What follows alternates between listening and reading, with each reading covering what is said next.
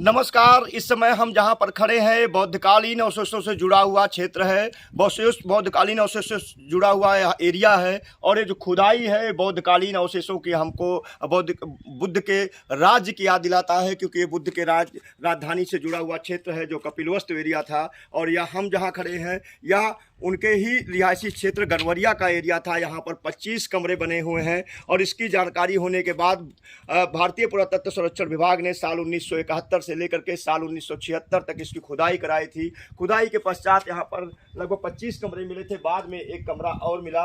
और यहाँ पर आप देख सकते हैं कि एक कुआं भी है। तो यहाँ जो भी लोग रहते थे उनके रहने के लिए पेयजल की पूरी तरीके से समुचित व्यवस्था हुआ करती थी। और ये बौद्धकालीन कुआं भी आपको दिखाई पड़ रहा होगा। और यह एक उनके राज्य के किसी प्रमुख व्यक्ति के लिए बनाया गया रिहायशी क्षेत्र था। एक गनवरिया क्षेत्र है और इसी गनवरिया क्षेत्र में उनके राज्य के लोग निवास करते थे।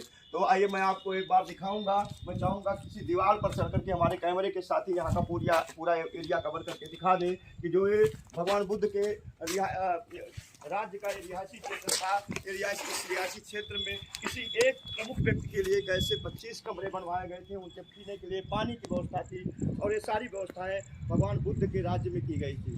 लेकर चल रहे हैं यह बौद्धकालीन समय का अनाज भंडारण क्षेत्र था।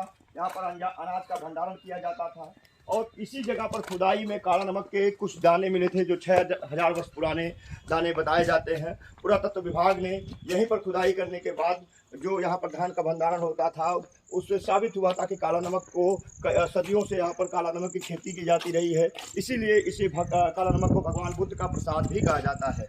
तो आप देख रहे होंगे ये जो खुदाई हुई है ये भगवान बुद्ध के कालीन के राज्य का अवशेष है।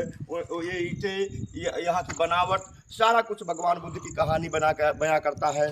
धन्यवाद।